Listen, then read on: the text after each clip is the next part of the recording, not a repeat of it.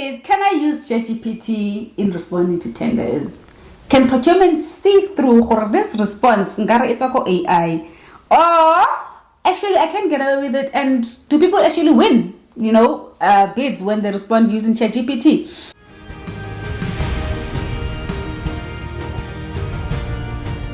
Hello everybody, welcome back to my channel and a happy 2025. Guys, I don't know why I'm still doing this funny sound when I am 38 years old, going to 39. Like, who does these funny sounds at this age? I think I do have a young spirit somewhere inside, ne? Mara anyway, I welcome you all back into my channel and I welcome myself. Guys, it's such a good pleasure to be back with you again. If you are someone that wants to do business, that is interested in how procurement works and understanding how to unpack tenders, all the myths, the tips, the do's and don'ts, you are at the right place. And I am Lerato Sebata, your procurement leader and of course business coach.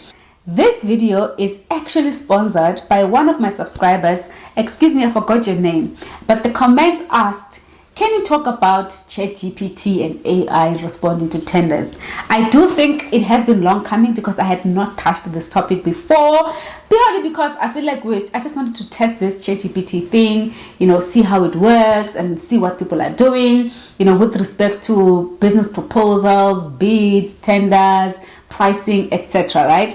And I do want to say my 2 cents in terms of me using it, and I've seen how other people are using it, and of course give you guys what the expert advice would be in terms of what you need to know, what is right and what is not right. So guys, the use of ChatGPT and any other artificial intelligence tool that is out there, it is meant to enable and become an assistant in terms of how you provide your response, not necessarily replace you as a human being.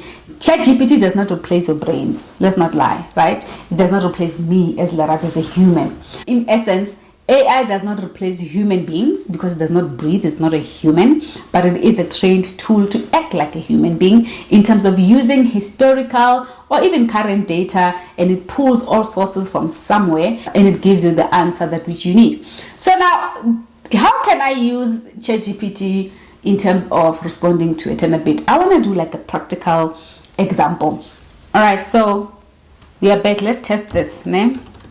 Hey, please give me the pricing template for pest control services in Johannesburg. Let's see what does ChatGPT say. I just want to test and show you guys something. This is what at most you will get. Pest control, pricing, Johannesburg. One-time treatment, quarterly. It gives you the service types, descriptions. Okay. Now, the price range, remember, it is what the research is based on the research that it would have done. But on average, maybe you could be charging single visit 500 to 1.2, a treatment every 3 months is 1.5 to 3,000. It's like guidance, right? But guess what? It does not have. It does not know the treatment that you're going to be doing. How big is the environment? How big is your client, the office, the square meters, and where is it? Doesn't even add transport here.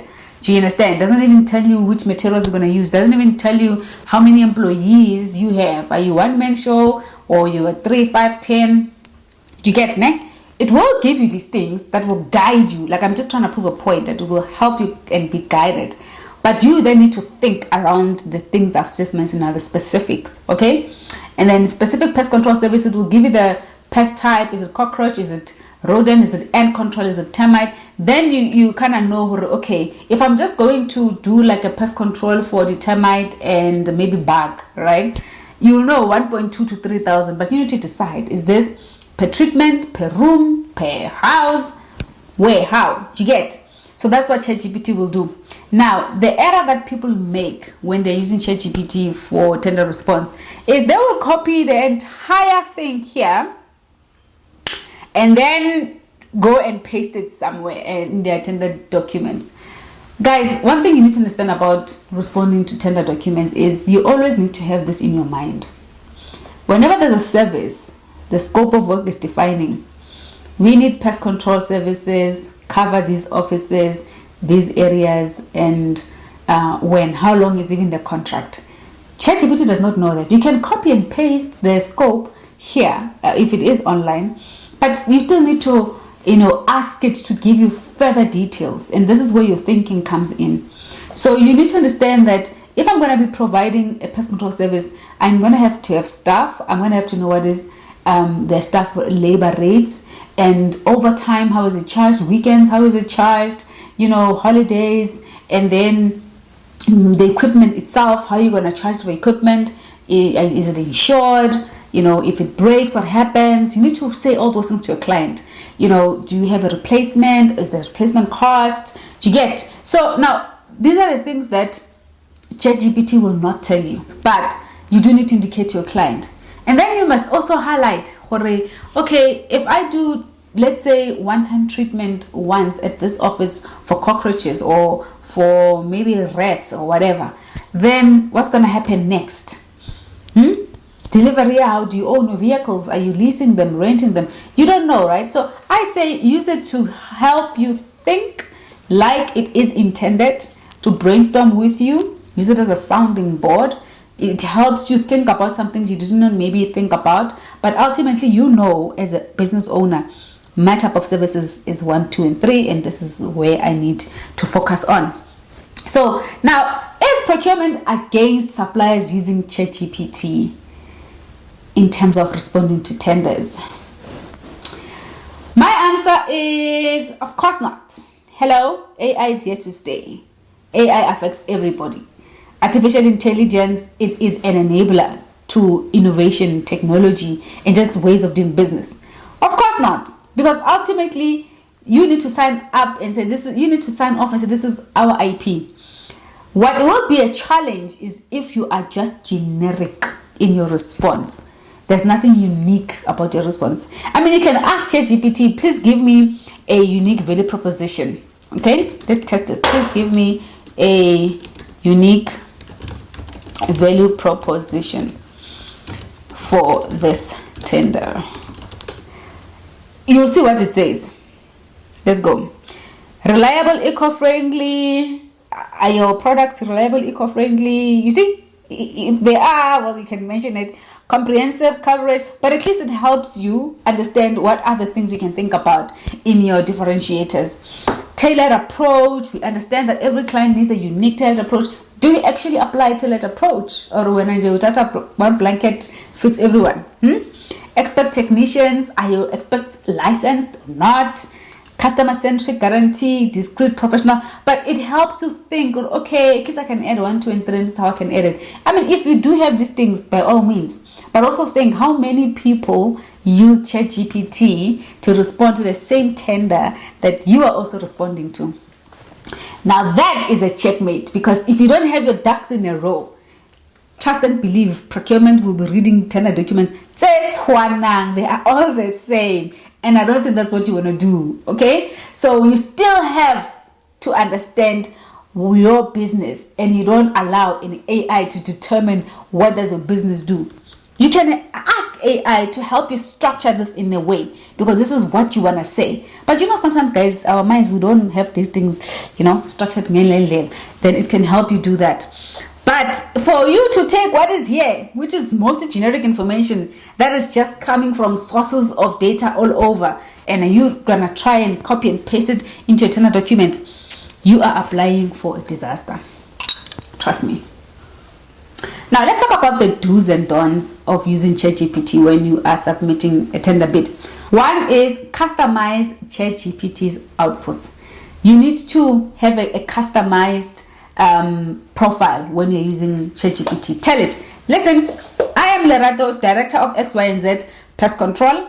These are my services. These are the areas I operate. This is the business I'm doing. This is the client I want to respond this thing to, and this is what I'm looking to get. That is the output. What are you looking to get out of, the assistance? And it will then help you just to think. Use ChatGPT as someone who is a sounding board, or something you can use as a brainstorming, right? It helps you to brainstorm pretty much better.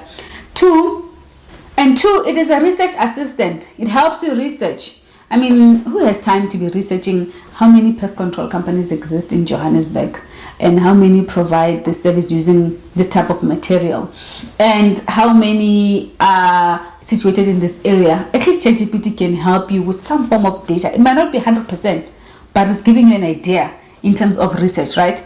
And now 3, it helps you polish your content, polish your response.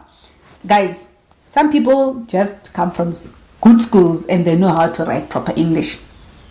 They understand how to write business language, academic language, and social language. All those are different. So it will help you proofread, ensure there are no errors, and this thing flows. It lands the way you need it to. You need, someone that's reading, obviously, and evaluating, actually understand your flow. And that's what the ChatGPT AI tool is actually meant to do and help you. And of course, once you have told ChatGPT what you are looking to get out of it, it will give you the answers, again, like I said, that are more generic, but you need to now give it structured. You must be specific. That is the thing about it. You cannot be too generic. So now, the don'ts of what you should not be using ChatGPT for, which I think some of you, do fall into this trap. It is rely solely on it. Umuntu, guys, uyathatha specification and then go and write, can you please give me a tender response from this specification? And guess what it will do? It will give you something generic. But is that what the client is looking for? Maybe not. I'm going to make an example, later on in this video, because I need you guys to grasp this thing, okay? Now, the other don't is you cannot copy and paste blindly without reading, making sure this makes sense to your business. Does it flow with your IP or not? Is this what your brand is about? You can't. So you need to be almost clear. With it, right?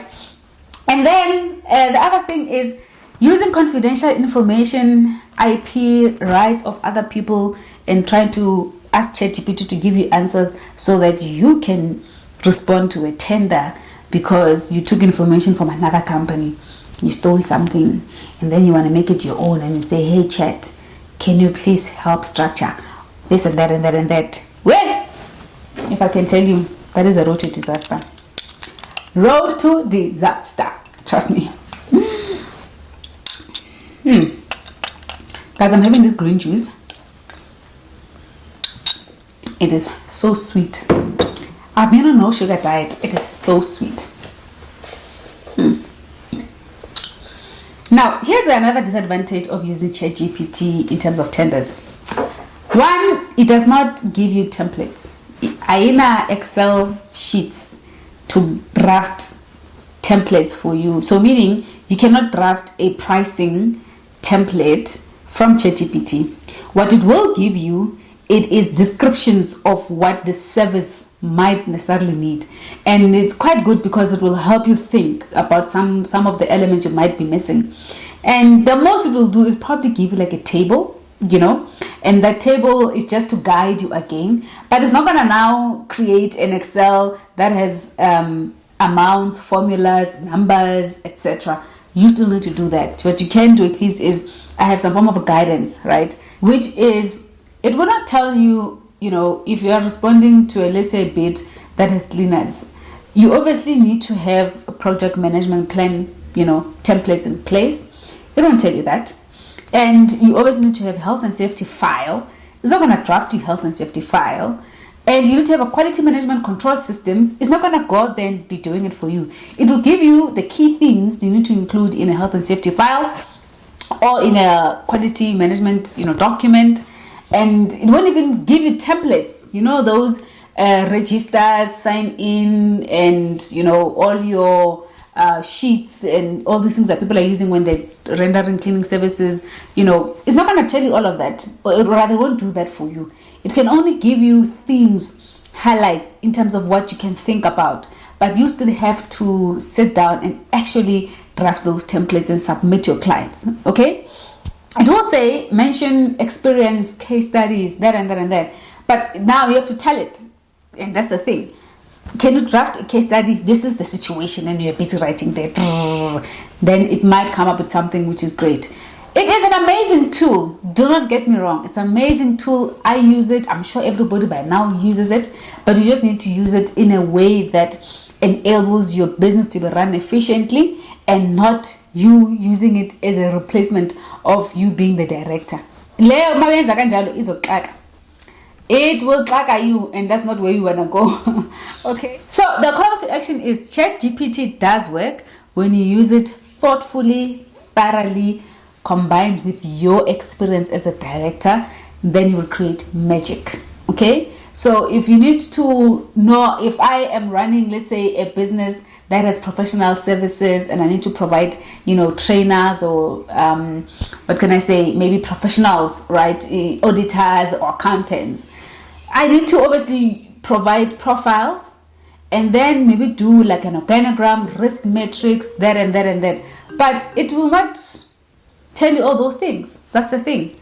So your risk matrix, portfolio, business continuity management, you need to still tell it, this is what I need. If you don't know, it's not going to tell you all of that. You get. Anyway, I'd like to hear from you. Have you used ChatGPT to respond to a tender, and how did that go? If you have not used it, you've been wondering, or you are scared, at least now you have some form of guidance in terms of how you can use it. I obviously did not cover everything, guys, in this video regarding this, but I just gave you some, something to take home and just to think about. So please do comment down below. Let me know if you have used it, you have started, you have not, and how did it go? Let's encourage other people. Let's chat in the comment section, and remember to subscribe. This year I want to reach 20,000 subscribers. We are now on 12,000. Please do share this video with your friends, with anyone in business. And can I tell you guys, 2025, we are multiplying our profits. If you are someone that was scared, this is your year to take the leap of faith, and we are going to multiply. Trust me. Guys, I'll see you on the next video, and have a beautiful, beautiful 2025. Cheers.